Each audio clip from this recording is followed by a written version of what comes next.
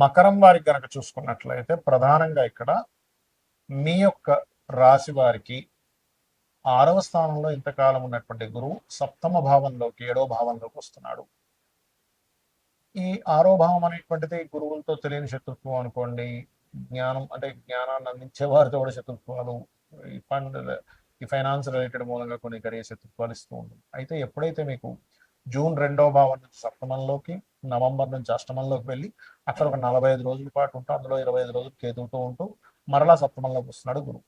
దీనివల్ల మీకు కలిగేటువంటి ఫలితాలు ఏమిటి, ఏ దేవత ఆరాధన చేయాలి, ఎటువంటి విషయాల పట్ల మీరు జాగ్రత్త వహించాలి అనేటువంటి అంశాలు చెప్తుంది నేనైనప్పటికీ చెప్పిస్తుంది సాక్షాత్ లలిత అమ్మవారిగా భావిస్తూ ఆ లలితాంబిక అమ్మవారి యొక్క అనుగ్రహం మీకు పరిపూర్ణంగా కలగాలని మనస్ఫూర్తిగా కోరుకుంటూ ఇక్కడ గమనించినట్లయితే ఈ గురువు సప్తమంలో ఉంటూ లగ్నాన్ని, లాభస్థానాన్ని, 3వ భావాన్ని వీక్షిస్తున్నాడు. సహజంగా 3వ స్థానంలో శని ఉండడం మంచిదే, కాకపోతే రాహు అయినా చేస్తూ ఉన్నాడు. కొంత ధైర్యంగా సాహసంగా కొన్ని పనులు చేస్తారు, కొన్ని మిస్అండర్స్టాండింగ్స్ అనేవి తగ్గడం జరుగుతుంది దానివల్ల, ఈ గురువు యొక్క దృష్టి సప్తమంలోకి చూడడం వల్ల. అలాగే గురు బలము పెరుగుతుంది. చూడండి, గురుబలం ఉందండి అంటూ ఉంటాం. ఎప్పుడు వస్తుంది? గురువు యొక్క దృష్టి చంద్రుడికి కానీ లగ్నాన్ని కానీ వీక్షించినప్పుడు ఉంటుంది. కాబట్టి గురుబలం పెరుగుతుంది మకరం వారికి. వ్యాపారంలో కొన్ని లాభాలు కూడా పెరుగుతాయి. సో ఆ రకంగా ఉంటుంది. అయితే ఇక్కడ మీకు వ్యాపార లాభాలు కానివ్వండి, గురుబలం పరిపూర్ణంగా శుభత్వంగా రావాలనుకున్నా, కొన్ని గతంలో ఏర్పడినటువంటి కొన్ని అగ్రిమెంట్స్ అనుకోండి, కొన్ని విషయాల్లో మీకు సెట్ అవ్వాలనుకున్నా మీరు చేయవలసింది ఏమిటి అంటే నవగ్రహాలలో కేతువు, శని, రాహు గ్రహాల దగ్గర దీపారాధన చేయండి. లలితా సహస్రనామాల యొక్క శ్రవణం, పఠనం చేయండి. మరియు ఈ గురువు మీకు 8వ స్థానంలో కేతువు దగ్గరికి వస్తాడు. దీనివల్ల ఏంటి, తాతగారు ఆస్తికి సంబంధించిన విషయంలో ఏమైనా ఉంటే డిస్ప్యూట్స్ కొంచెం తగ్గడము, కొంతవరకు ఊరట అనేటువంటిది లభిస్తుంది. కాబట్టి అష్టమంలో కేతువు ఉన్నాడు కాబట్టి మీరు ముఖ్యంగా అష్టమి చంద్ర విభ్రాజ అధిక స్థల శోభిత అయిన అనే మంత్రం చేయండి. ఖచ్చితంగా మీకు బాగుంటుంది. మరియు గోవులకు కాస్త బెల్లము, గ్రాసము, 4 ఉండలు బెల్లం చేసి తినిపించడము, ఇవి చేయండి. అన్ని విధాలా మీకు బాగుంటుంది. మనకి ఈ గురువు మార్పు మూలంగా పోయిన సంవత్సరం చూడండి 3 రాసులు మారాడని చెప్పుకున్నాం. వృషభము, మిథునము, కర్కాటకంలోకి వచ్చి మళ్ళీ మిథునంలోకి వెళ్ళిపోయాడు. ఈ సంవత్సరం కూడా, ఈ పరాభావనామ సంవత్సరంలో కూడా గురువు మిథునము, కర్కాటకము, సింహం. కాబట్టి ఏమిటిది, ఎప్పుడైనా ఇలా మారినప్పుడు ఏమవుతుందంటే మీరు గమనించండి. కావాలంటే రకరకాల రాష్ట్రాల నుంచి ప్రజలు మార్పులు చెందడం, రకరకాల దేశాల నుంచి మైగ్రేట్ అవ్వడం జరుగుతూ ఉంటుంది. Point number 1. రెండవది నష్టము, జీవ నష్టము అని చెప్తారు. మేధిని జ్యోతిషం అని ఒకటి ఉంటుంది, ముండేన ఆస్ట్రాలజీ. అదేంటంటే పర్సనల్ చార్ట్ కాకుండా దేశాల మీద ప్రభావం చూపిస్తూ ఉంటుంది. అలాగే గురువు ఎప్పుడైతే కర్కాటకంలోకి వెళ్ళాడో వాహన ప్రమాదాలు, నీటి ద్వారా వచ్చే ప్రమాదాలు, నీటి నుంచి వచ్చే వైరస్లు పెరుగుతాయి.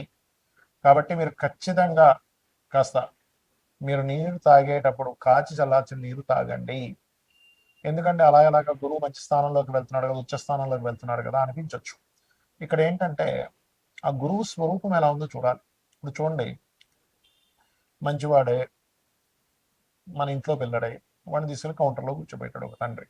వాడి బుద్ధి సరిగ్గా లేదు, వ్యసనాలకు గురయ్యాడు కూడా, కౌంటర్లో ఉన్న 100, 200, 500 పట్టు చేసుకుంటాడు. కానీ వాళ్ళ దగ్గర వర్క్ చేసే వర్కరే కానీ అలాంటి బుద్ధి లేదనుకోండి, అలాంటి వ్యక్తి అయ్యో నేను సార్కి అట్లా ఎట్లా నేను అన్యాయం చేస్తానని న్యాయంగా ఉంటాడు. అంటే ఏంటి, ఆ స్వరూపం మారితే ఆ ప్రభావం ఉంటుంది. కాబట్టి ఖచ్చితంగా ఇక్కడ నీటి సంబంధంగా, వైరస్ల సంబంధంగా పెరగనుంది, ఇది ఖచ్చితంగా.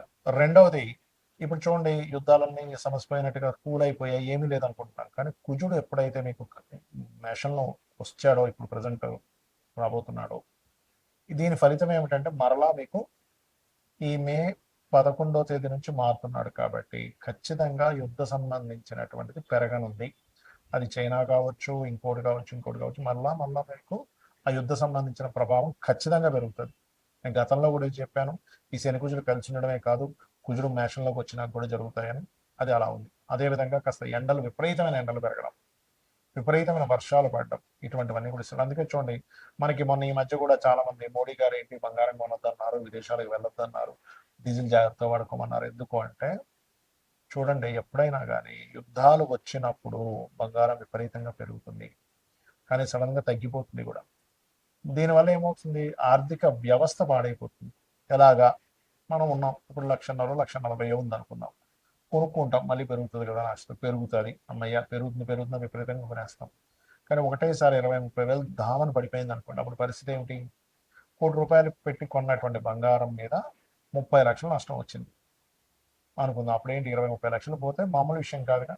అలా ప్రతి ఒక్కరి జీవితంలో కొన్ని లక్షల రూపాయలు పోతే దేశవ్యాప్తంగా ప్రపంచవ్యాప్తంగా ఏమవుతుంది, అది కొన్ని వేల లక్షల కోట్లు రాత్రి ఆవిరైపోతాయి. ఆ భావనతో ఒకటి. రెండవది, ఇక్కడ గురువు ఎప్పుడైతే కర్కాటకంలోకి ఎంటర్ అవుతాడో దొంగ బంగారం పెరుగుతూ ఉంటుంది. అంటే నిజంగా ఒరిజినల్ బంగారం ఉండదు, బంగారం లాగే కనిపిస్తుంది, అలాంటివి కొనుక్కుంటారు. ఎప్పుడు కూడా డిమాండ్ పెరిగిపోతున్నప్పుడు, రేట్లు పెరిగిపోతున్నప్పుడు డూప్లికేట్ తయారవుతుంటాయి. సో ఈ డూప్లికేట్ బంగారం వచ్చే ఛాన్స్ ఉంటుంది. కాబట్టి నాణ్యత సరైన దాంట్లో ఇక్కడ ఇక్కడ ఇప్పుడు ఎలా అంటే, మనకి పెళ్ళిళ్ళు ఉంటాయి, బంగారం కొనుక్కోకుండా ఉండలేం ఇంకా, సంవత్సరం పాటు పెళ్ళికి పెట్టాలి, కూతురుకో కొడుక్కో మనవడకో ఇంకోటేదో ఫంక్షన్ అన్న. అప్పుడు ఏం చేయాలి, ఇది ఖచ్చితంగా మంచిదే, ఈ షాప్లో మనకి ఇబ్బంది ఉండదు అనుకునే నిర్ధారణ చేసుకుని వెళ్ళండి. ఇది చాలా చాలా చాలా ఇబ్బందిని ఇవ్వనుంది. కర్కాటకంలోకి గురువు ప్రవేశం అనేటువంటిది వాహన ప్రమాదాలు, నీటి ప్రమాదాలు, నీటిలో ఉండేటువంటి నీటి ద్వారా వెళ్ళేటువంటి వాహనాల ద్వారా, లేకపోతే నీరు ద్వారా వచ్చేటువంటి ఇబ్బందులు, లేకపోతే అకాలంగా సడన్గా వచ్చే వర్షాల వల్ల కొంత రైతులకు ఇబ్బంది ఉంది. కాబట్టి వర్ష సంబంధమైన దాన్ని అర్థం చేసుకుంటూ పాటించుకుంటూ కాస్త రైతులు ఉండాలి, గుర్తుపెట్టుకోండి. అలాగే ఇక్కడ మరొక విషయం ఏంటంటే, దీని యొక్క ప్రభావం 45 రోజుల పాటు ఎక్కువగా ఉంటుంది, ఈ కుజుడి యొక్క ప్రభావం. ఎందుకంటే గురువు కర్కాటకంలోకి మారాడు, కుజుడు ఓన్ హౌస్లోకి వచ్చేసాడు. కుజుడు దృష్టి కర్కాటకంలో ఉండే గురువు మీద ఉంటుంది. కాబట్టి ఏంటి, ఈ వాహనాలు అధిక వేగం మీద వెళ్ళడం అనేది తగ్గించండి. నీటి ప్రదేశాల్లో కొన్నిసార్లు వర్షం పడితే విపరీతంగా వర్షం ఉంటుంది, నడుచుకుంటూ వెళ్తే టక్కన మ్యాన్ హోల్లో పడిపోతుంది, ఇలాంటివి ఉంటాయి, డేంజర్స్ ఉంటాయి.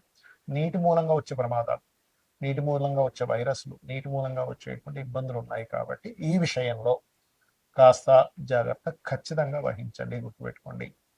ఇక అదేవిధంగా మీరు ఎప్పుడూ కూడా ఏ గ్రహం మారినా కూడా మీ పర్సనల్ చార్ట్, అంటే మీరు జన్మించినప్పుడు ఉండేటువంటి గ్రహాలని ఈ మారిన గ్రహం పాజిటివ్గా ట్రిగర్ చేస్తుందా, నెగటివ్గా ట్రిగర్ చేస్తుందా అనేది తెలుసుకోగలగాలి. అంటే ఎలాగా అంటే, మనం ఒక ప్లేస్ మారిపోయేటప్పుడు మనం రకరకాలుగా ఆలోచిస్తాం. మనం వెళ్ళే ప్రదేశం ఎలాంటిది, అక్కడ పిల్లలకి స్కూల్కి దగ్గర ఉందా లేదా, సూపర్ మార్కెట్ దగ్గర ఉందా లేదా, లేకపోతే మనకి ఏదో హాస్పిటల్ దగ్గర ఉందా లేదా అని చూసుకుంటాం. ఎందుకు, మారిన దాని వల్ల మనం ఆ ప్రదేశం మారినప్పుడు మనకేమిటి అక్కడ ఇంకా బాగుంటే ఇంకా బాగుంటుంది. అలాగే ఒక గ్రహం మారేటప్పుడు, గురువు మారాడు, కుజుడు మారుతున్నాడు, రవి మారుతున్నాడు, ఇలా మారుతూ ఉంటాయి ఎప్పటికప్పుడు.